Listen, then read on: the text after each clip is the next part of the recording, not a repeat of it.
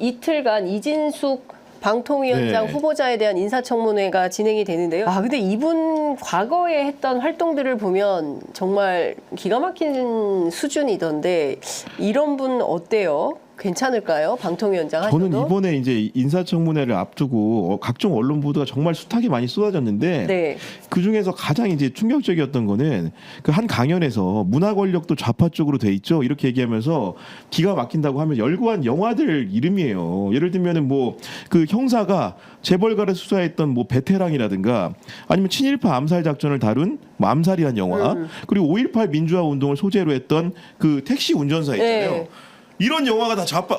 제가 사실은 내가 좌파였구나 이런 생각을 하게 하는 네. 정말 귀로 들었을 때 굉장히 의심이 되는 수준의 네. 그런 지적이었고 더군다나 우리 시사인에도 직접 출연도 했지만 정우성 씨 같은 경우에도 네. 뭐 세월호 참사와 관련된 다큐멘터리의 육성 뭐 이렇게 녹음을 한 모양이죠. 네. 그런 부분들로 해서 이제 좌파 연예인으로 낙인을 찍는다거나 아니 뭐 이런 부분들이 정말로 이제 납득할 수 없는 수준의 상식을 가지고 있다. 네. 그렇기 때문에 이런 분이 결국 방송 권력 싸움에서 공정하게 균형의 잣대를 유지해야 될 사람인데 네. 이런 치우친 그 사상적 배경을 갖고 있는 사람이 방통위원장이 되는 게 과연 옳은 것인가 국민들에게 근본적 물음을 던졌다고 봅니다. 네. 그 심지어 이제 태극기 날리며 같은 경우에는 보도연맹을 다루고 있기 때문에 그 당시 오히려 네. 좌파 영화라고 하는 비판을 샀다라고 저희 방송 출연했던 변영주 감독이 이야기를 예, 하던데요. 그런데도 이제 그 맥락과 내용 아무것도 모르고 태극기가 있기 때문에 무파 영화냐 막 이런 식의 지적을 하던데 네. 그러니까 그거 굉장히 도식적이고 어떤 문화라든지 전반 사회 전반에 대한 이해가 굉장히 부족하다라는 취지의 지적이 나올 수밖에 없고요. 저는 사실 가장 문제가 되는 건 결국 세월호 참사 당시에 그 보도 참사에 대한 본인의 책임감에 대한 부분이거든요. 그 청문회에 앞서서 후보자가 답변서를 길게 보냅니다. 제가 쭉 봤는데 거기에 대해서도 세월호 보도 참사 관련된 책임을 따져 묻는 위원들이 정말 많은데요. 네. 그러니까 결국은 자기는 최선을 다했지만 그런 게 있어서 안타깝다. 이게 전부입니다. 사과도 제대로 하지 않거든요. 예. 오늘 과연 이거 관련해서 어떤 이야기를 할까 또 참 네. 그렇습니다. 10시부터 국회에서 인사청문회가 진행이 될 텐데 이진숙 후보 스스로 나는 극우가 아니다. 예, 극우가 아니다라고 강조를 하고 있는데 그동안 그가 했던 행적들을 쭉 밟아보면 사실 그 MBC 기자 시절에 중동 특파원 뭐 또 이라크 전쟁 과정에서 보여주었던 국제 전문 분쟁 전문 기자로서 보여줬던 능력과 김재철 사장 때 홍보국장을 맡아서 실제로 MBC 민영화 관련된 활동을 한 것뿐만 아니라 여러 가지 이력들을 보면 특히 이제 미래통합당으로 해서 뭐 대구시장 출마하고 정치인으로 변신하기까지의 과정을 보면 이분은 굉장히 극단적 사고에 있는 분이 맞다. 지금 뭐 쭉 설명해 주신 대로. 근데 이런 분이 방통위원장에 앉게 되면 우리 언론 방송 통신은 어떻게 되는 겁니까? 근데 결국은 그 우원식 그 국회의장이 중재안도 내놨잖아요. 네. 그 공영방송 이사 선임 절차를 중단하고 뭔가 이제 방송사법 문제나 이런 것들을 합리적으로 조화롭게 균형감 있게 고쳐보자 했는데 그런 뭐 제안에 대해서도 여당이 뭐 이런지하에 거절한 상황이고요. 네네. 이준숙 내정자가 결국은 방통위원장이 되면 뭘 하겠습니까? 결국은 이제 공영방송 이사들을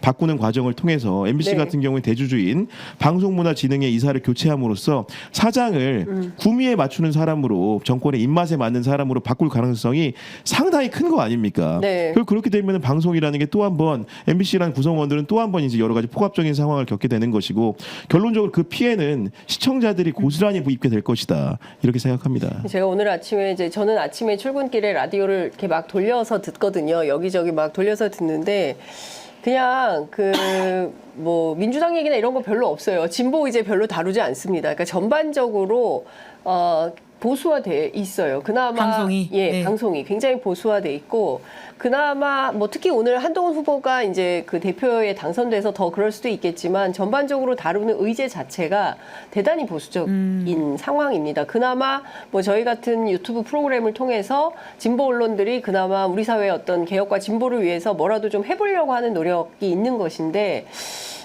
점차 사회가 그냥 극단적 차별, 뭐 극단주의, 뭐 여전히 색깔론 막 이런 거에 사로잡혀서 이 역사인식조차 제대로 안 된 분들이 고위직들을 차지하면서 국가의 미래 비전보다는 과거로 끊임없이 퇴행하는 이 반복의 역사를 어디서 어떻게 끊어야 될지 저는 진짜 아침에 출근하는데 이렇게 답답함이 밀려오더라고요. 네, 뭐 지금 이제 거야이기 때문에 문제 상황이 발생하면 또 이제 탄핵을 하고 그 탄핵에 앞서서 사퇴할 수 있다 이런 이야기가 나오고 있지 않습니까? 네. 그런데 이제 이진숙 이제 후보자가 이제 방통위원장이 되고 대통령이 강행하면 이제 가능한 이야기니까요. 그런데 그 이후에 이제 사퇴하고 나서 어떻게 될 것인가에 대한 시나리오가 벌써부터 이제 여의도에서 나오고 있는데 네. MBC 사장 보내는 거 아니냐 뭐 이런 이야기까지 예, 나오고 있어서 네. 참 이게 전반적으로 어떻게 될 것인가라는 답답함이 있습니다. 아, 이제 방통위원장에서 며칠 못하고 물러나게 되면 바로 MBC 사장으로 보낼 것이다. 뭐 그런 이야기를 이제 조국 대표라든지 이런 네. 분들이 이제 좀 이야기 가능성에 대한 이야기를 했다고 근데 하던데요. 그건 너무 그런 정도까지 아니 정말로 할까요? 그렇게까지 할까 싶을 야, 정도로 그런데 정말 그렇게 하잖아요. 왜냐하면 그런 상상력이 이렇게 허용되는 게 예. 결국 앞에 있는 여러 가지 인선이라든가 그 방통위원장 지금 보면은 정말 장난처럼 바꾸고 있잖아요. 네. 그러니까 물론 이제 탄핵 소추안이 이제 가결될 경우에 기본적으로 이제 직무가 정지되기 때문에 그 공백을 메우기 위함이라고 하는데 이진숙 방통위원장 후보자의 결국은 역할이 뭡니까? 결국은 공영방송 이사 선임한 방망이가 치고 그 이후에는 그 사람의 쓸모가 다 한다고 생각을 하는 것 같아요. 뭔가 진정하게 이제 우리 균형 감각이 있고 여러 가지 이제 좋은 방송을 지향한다고 하면은 그런 쓸모를 생각하면 안 되지 않습니까? 그 사람의 가치 지향이라든가 나라의 발전 이런 걸 보고 해야 되는데 굉장히 용도 폐기하는 수순으로 보여요. 그러니까 막 용도 폐기가 안 된다면 MBC 사장 가는 거겠죠. 더 큰 쓸모가 있었네요. 만약 네. 그런다고 한다면. 네. 진짜 별의별 이야기가 다 나오는 것이죠. 네. 네. 그리고 지금 사실 지난번에 국회의장 우원식 의장께서 중재안을 냈습니다. 이제 방송사법 계속 필리버스터 하겠다고 나서기도 하고 그러니까 차라리 이참에 공영방송 이사 선임 계획을 추진하지 말고 그리고 여기에서도 뭐 탄핵 얘기하지 말고 이렇게 좀 둘 다 총구를 좀 내려놓고 협상을 해보자 9월 한 달 동안 뭐 이런 주장을 했었는데 실제 그거는 무의로 돌아가게 된 거죠. 오늘 의장이 기자회견을 통해서 그에 대한 입장을 밝힌다고 네, 하더라고요. 아까 이제 구교영 기자께서 잘 지적해 주셨는데 결과적으로 이제 여당에서 전혀 공간을 만들어 주지 않게 됨으로써 네. 이 안은 결국 폐기가 되게 된 건데요. 이제는 이제 필리버스터 안이 구체적으로 나오고 있거든요. 네. 이제 여당에서 어떤 식으로 필버를 하느냐라는 식으로 이제 끌고 갈 거기 때문에 굉장히 좀 의장의 의미 있는 중재안이 네. 결국은 좀 물거품이 될 가능성이 아니 크다. 들어보니까 닷새 전에 조호섭 국회의장 비서실장이 네. 그 대통령실을 찾아가서 정진석 비서실장과 대화를 한 걸로 알고 있고요. 근데 네, 이제 네. 그런 여러 가지 제안들에 대해서 기본적으로 그 국회의 일이라는 취지의 답변을 들었고 결국은 이게 그렇습니다. 사실 보면 국회의장이 사실은 이렇게 한다는 것 자체가 지지자들도 네. 호응하지 않을 수 있음에도 불구하고 뭔가 총대를 메고 이렇게 간 건데 이런 제안들이 하나하나 이제 그 묵살되는 걸 보면서 네. 그렇다면 대통령실은 그 야당 압도적 우위의 국회에서 도대체 그 법을 어떻게 통과시키고 하겠다는 것인지 그런 비전 자체가 굉장히 알기 어렵다. 사실 국회의장을 통해서 이런 경유하는 문제 자체도 뭔가 논의조차 못 해본다고 한다면은 네. 과연 어떤 방식을 원하는 것인가? 그냥 여당이 가져다주는 정부가 가져다주는 안대로만 그냥 거수기를 원하는 것인가? 이런 근본적인 회의감도 저 들더라고요. 예.